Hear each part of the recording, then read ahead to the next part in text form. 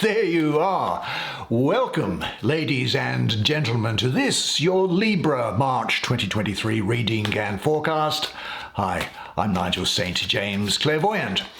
And I've done a number of readings for Librans over the course of the last month from different parts of the world. And if you might be interested to see what's involved in having a one-on-one clairvoyant reading with me, then just check out the information that's in the description box below. Now, I charge for clairvoyant readings.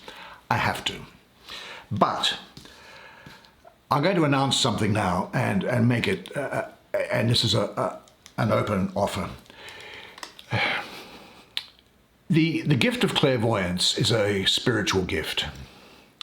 I was also given the gift of healing. And I've had that, of course, since being a child.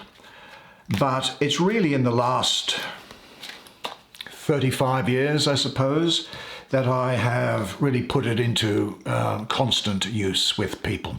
Now, in my home country, I'm well known to people who seek healing. And the healing that I provide them, I do it for free. And I'm offering you now, if you feel that you would like to have healing, the gift of healing applied to you by me, then just check out the information that's in the description box below about how to go about it. Now, I will say this, it is for free. It is without obligation. I do not offer any products or services or recommend any products or services. I don't say you should have a reading with me. I don't say you should do anything. I don't try to, it's a spiritual duty that I have. I've had the call from within, if you like, to extend and make greater use of this gift to people in other parts of the world at the moment for some reason. And so it is something that I do. I'm driven to do it, and so I'm making it available for free. Now, you don't have to know me. You don't have to have had a reading with me. It can be somebody else. They never have to have seen a YouTube video with me. They don't have to know anything about me.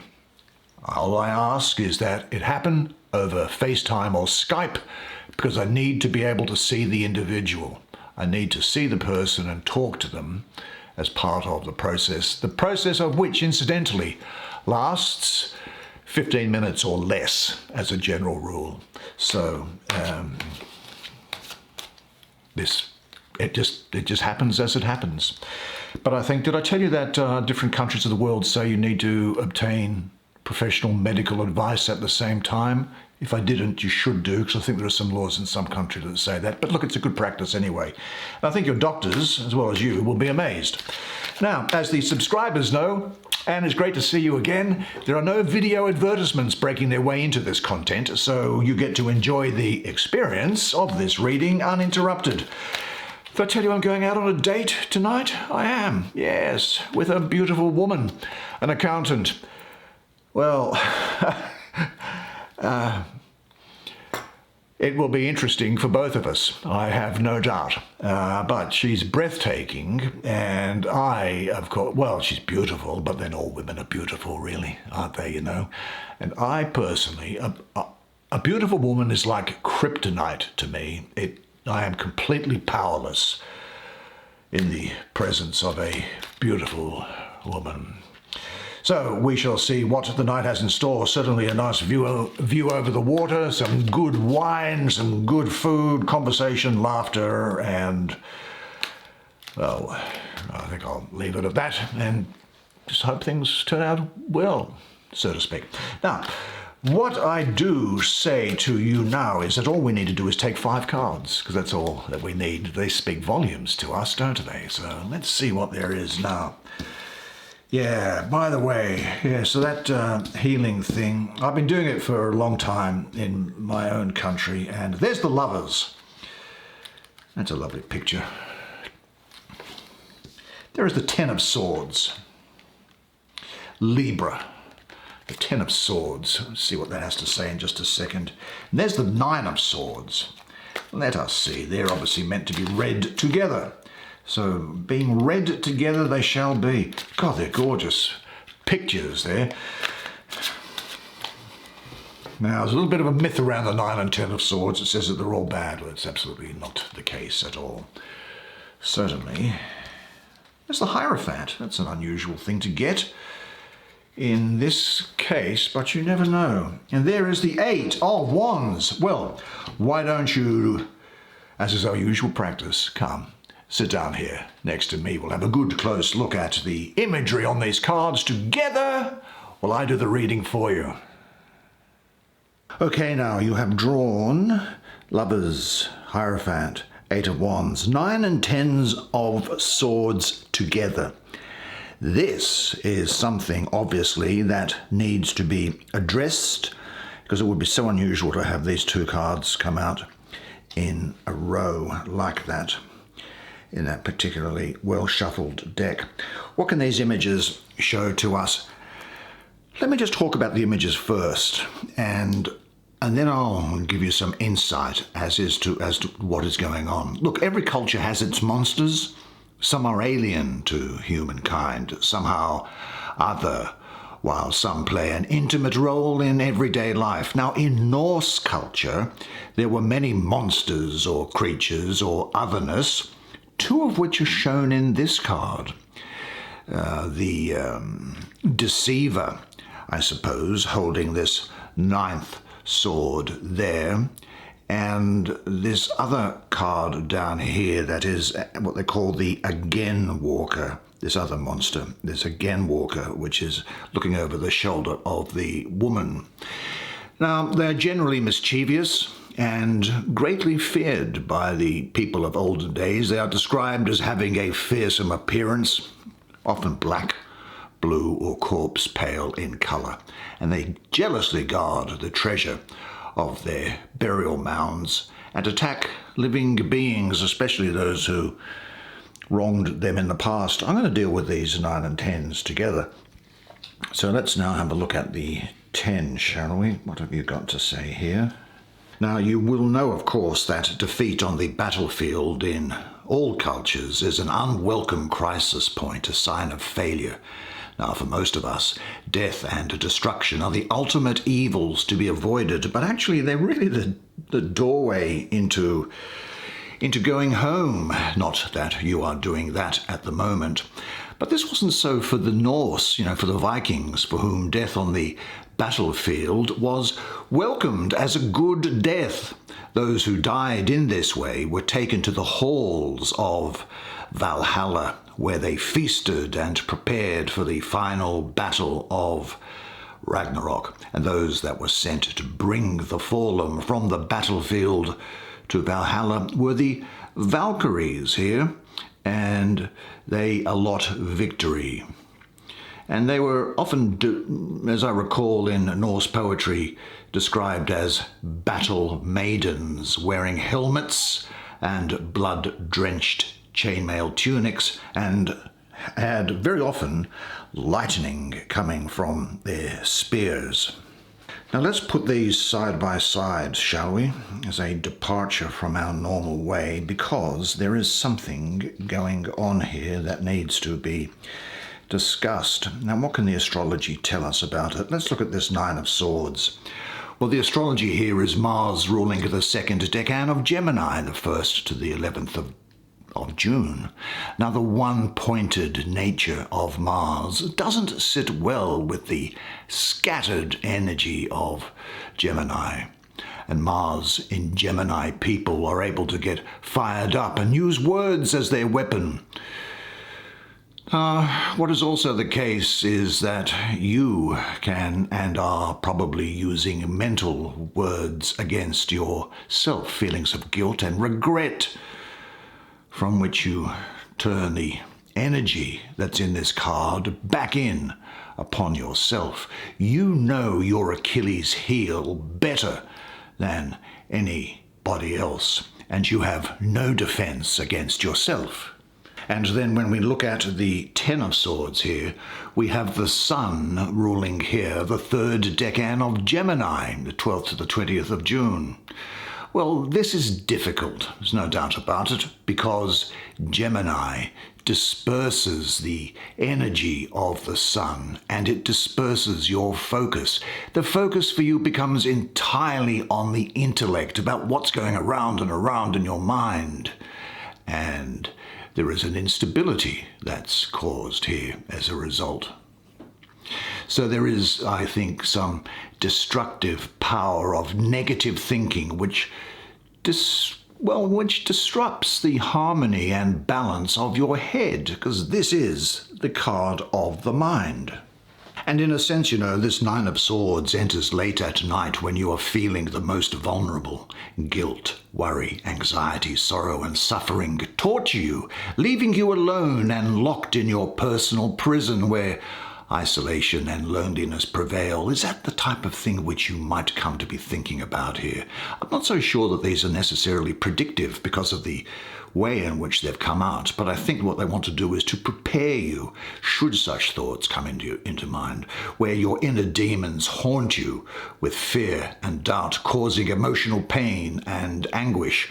You see, the Nine of Swords symbolizes any circumstances that trouble your heart and mind, signaling a time of retreating from the outer world as you process worry or deep grief or loss. It is a time now for releasing pain and cleansing the soul and the heart so that healing can occur. The lost part in your heart can never be filled, but with time you can grow a new heart, and you will allow yourself again to be in the light of love, and your new heart will open. But with the 10 sitting next to it here, see, 10s are about endings as well, and I suggest that there is something that's ending here. This Hierophant is obviously connected to it, as is this 8 of Wands here, this malaise, this mental malaise or illness that you're going through. You see, I think that something may well have come to an end, and the outcome has left you drained and deeply saddened. You are mentally and emotionally exhausted and overwhelmed by a situation that you thought was what you wanted, or by something that you've experienced that depleted your energy and your personal power. Now, you may have been working hard to achieve something that just didn't work out, leaving you feel defeated and tired. Well, this signals the death of old beliefs, old lifestyles and patterns that don't work for you any longer. It is a symbolic death that leads you to an initiation, a transformation, to a new and richer awareness. The path that has brought you here has been difficult, and of course there's no turning back. There has been no easy way out. But understand this. The key to this energy is that you must take the necessary steps to shift any negative or desperate thinking to the real truth of the situation, bringing it to an end so healing and rebirth can be undertaken. Actually, this is where the big lessons in life are learned with these two together. Now, it's not necessarily a happy experience, but spirit and life shed light on something that you need to change and transform. Now, the lesson can come through choices you've made, or by actions and decisions of others, or influences, or just having got just a plain raw deal on something. But this happens to everybody, You're not alone. And this journey isn't for the weak of heart. You will persevere through the journey, and you will survive the metaphorical death that these Valkyries do, and the turning over in your mind will go through. You see, spirit and life have handed you something that needs attention. Gather your courage, and you will come out of this experience cleansed with a new insight as to who you are and onto a new chapter in your life. Sometimes you just have to believe in yourself. Now, there's a very good chance that all you've ever been told or made to feel in your life so far is that you can't do anything. That every time you even dared to dream that your life could be better, you were shot down or laughed at, made to feel small, made to feel useless, made to feel like an idiot for even thinking you could be more. Now, all of us just as we thought something was in reach, have had a massive shadow of doubt thrown upon us, normally by somebody who is close to us, and it hurts. And if you've then thought of the pain to get what you want, your brain avoids it. You know, if you're having one of those dark days, it's okay. It's okay to feel that darkness.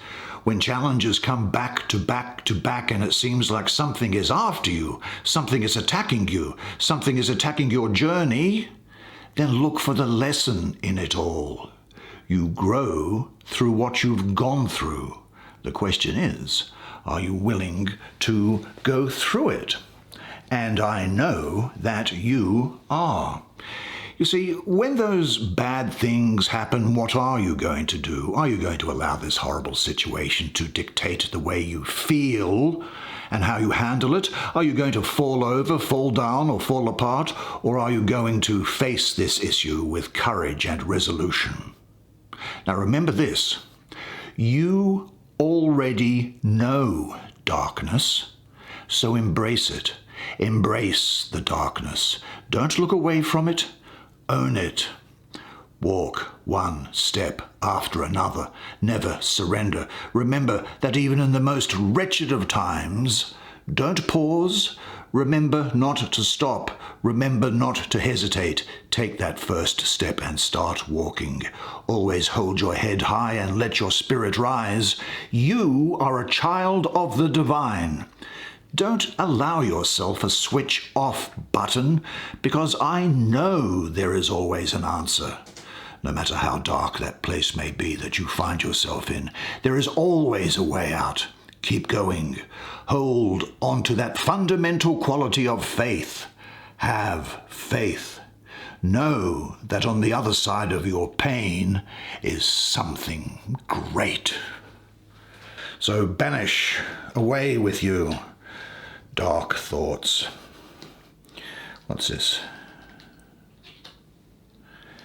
Oh, no, this must be I'm pretty sure it would be the Dalai Lama, because here you're getting the idea of reincarnation that the Dalai Lama has with him. Now we'll move along, because we've probably spent more time on those swords than we should do. He's a Hierophant here, and he encourages you. See, these are connected. To trust your intuition and to see the divine in all things.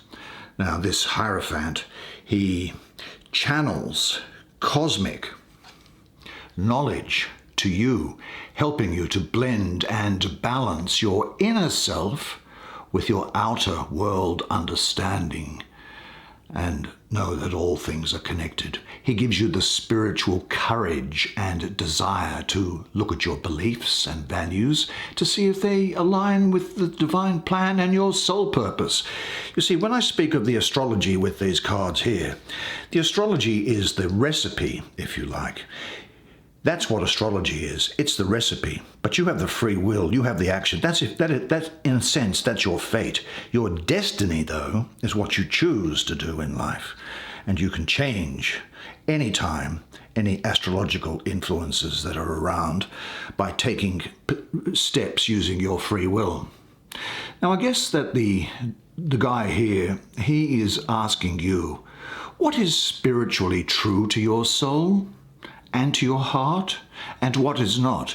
And he assists you in rebalancing your life and ideals that bring a rejuvenation to yourself when you are feeling lost, or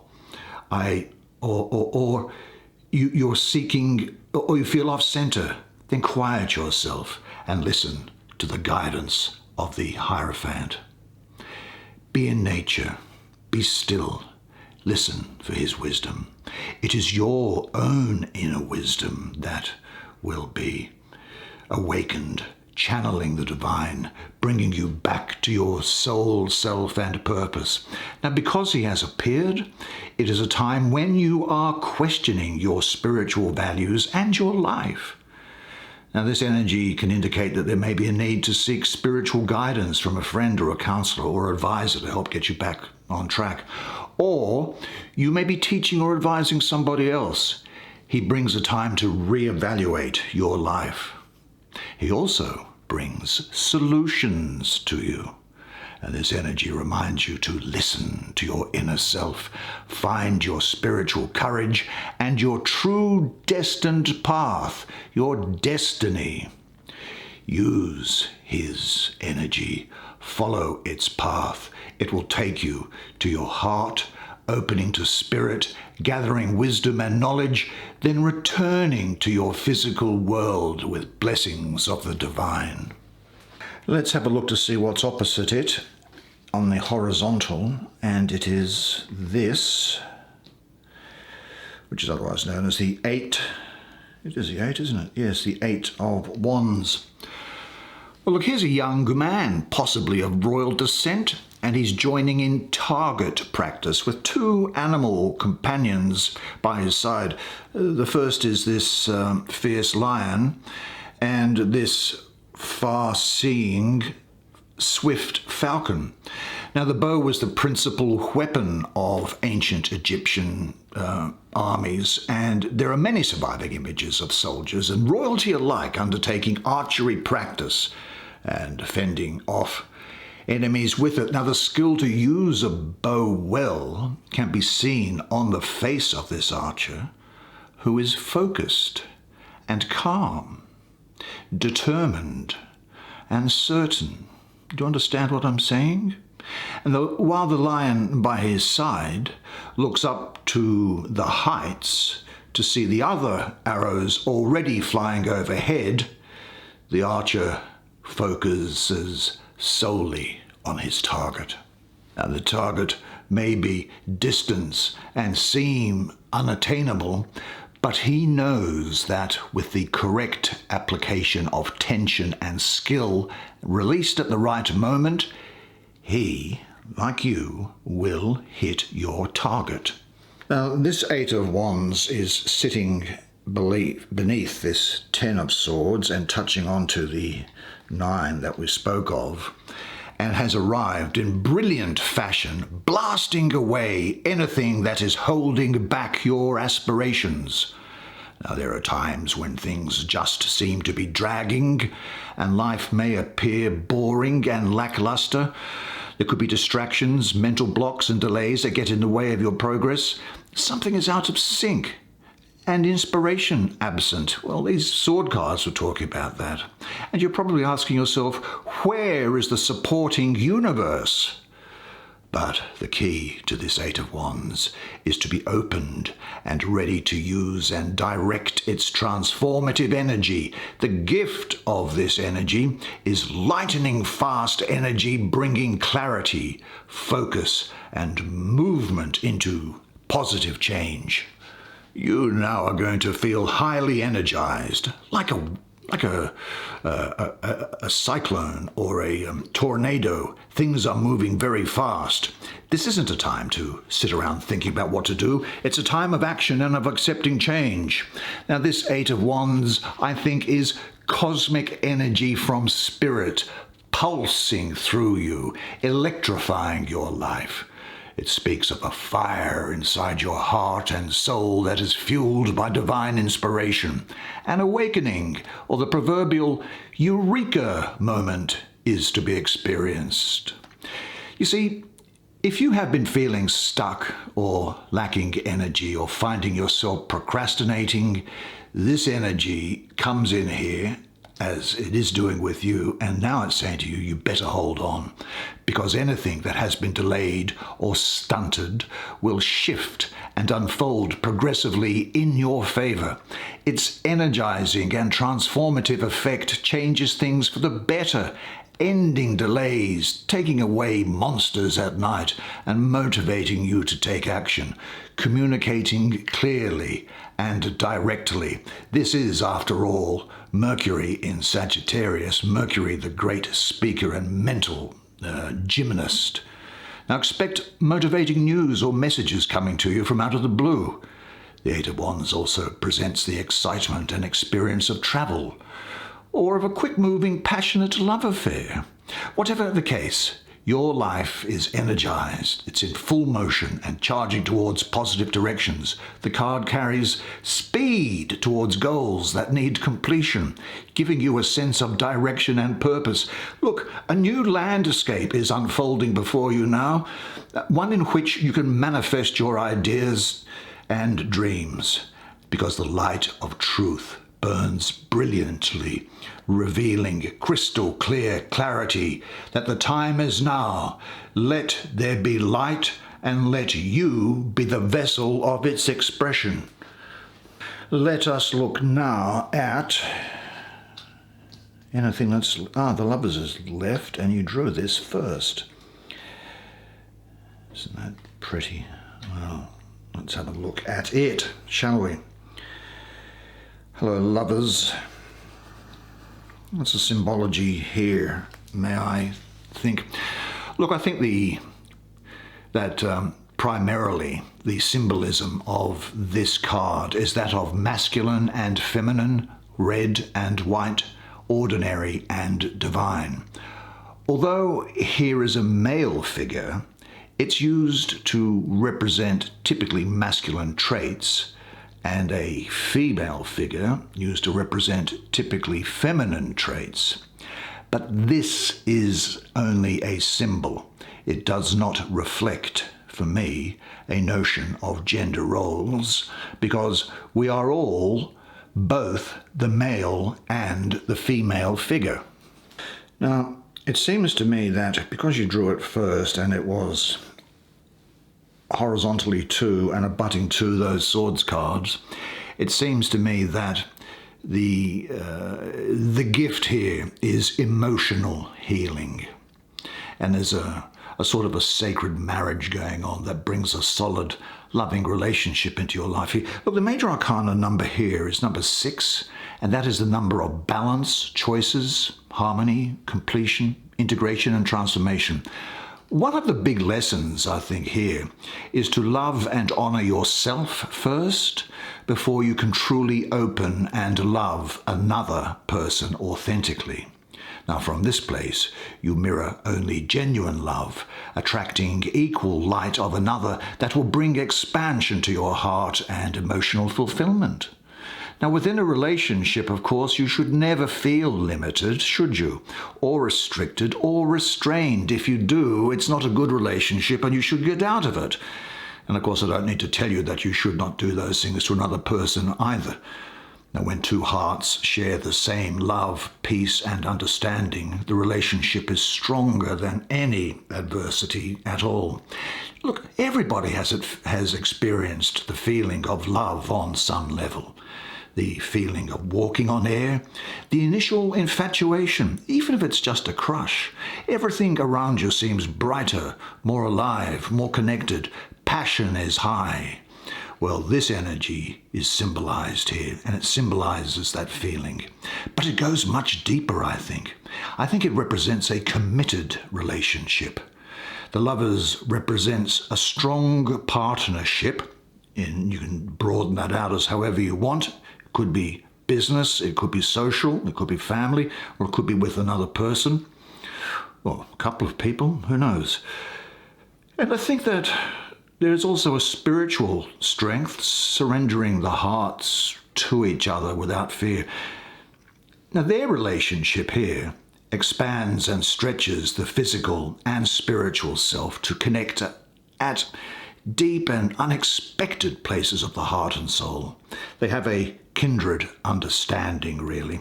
The Lovers encompass human love, spiritual love, and sexual love that is transformative. And it reminds you of the value of sensual and sexual love, even if it's only in your fantasy life, if you're not with someone, and that's okay. And how it awakens the powerful life force, or the kundalini energy and creativity within you. You understand that you, Earth Spirit, are constantly renewing and regenerating, forever evolving and creating new growth. Well, that's been a journey, hasn't it? What a great set of cards for you. Well done, you. Well, I think I really enjoyed doing that reading for you. Honestly, I did. I thought the artwork was pretty interesting, didn't you? I thought so. This deck, for some reason, really seems to speak to me. And I hope that you enjoyed the reading as much as I enjoyed providing it to you. You're a very special person and I love doing readings for you. Now, there's one thing I want you to remember until I see you next time, and it is this, that you are a legend. And I look forward to seeing you again next month. So until then, it's bye for now.